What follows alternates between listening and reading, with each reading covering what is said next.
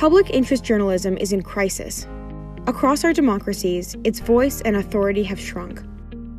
The unregulated ecosystem of social media, in which quality journalism is forced to operate, has challenged journalism's ability to provide and distribute truthful and accurate information.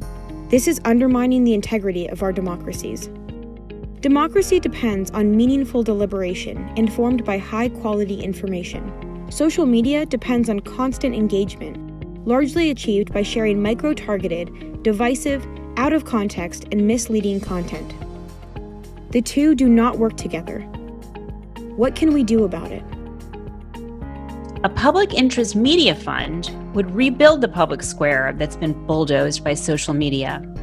Quality journalism is expensive to produce. Investigation, editing, and fact-checking don't come cheap.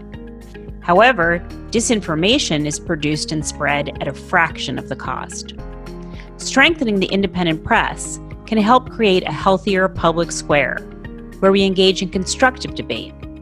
Citizens can better assess what's happening in their own communities to make informed decisions about key issues that affect them and hold those in positions of power to account.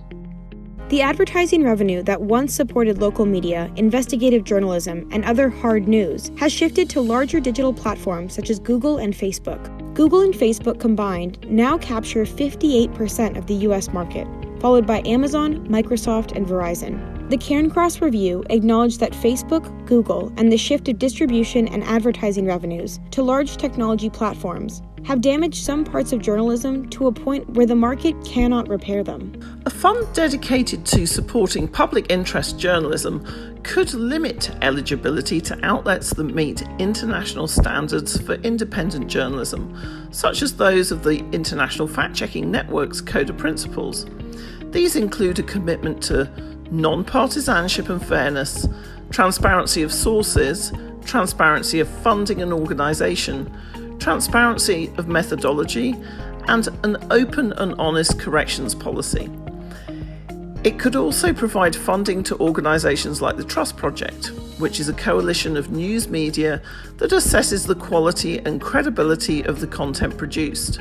By supporting these types of outlets, we can help ensure the public has access to quality information that is not dependent on or manipulated by government or set by the terms and conditions of digital platforms.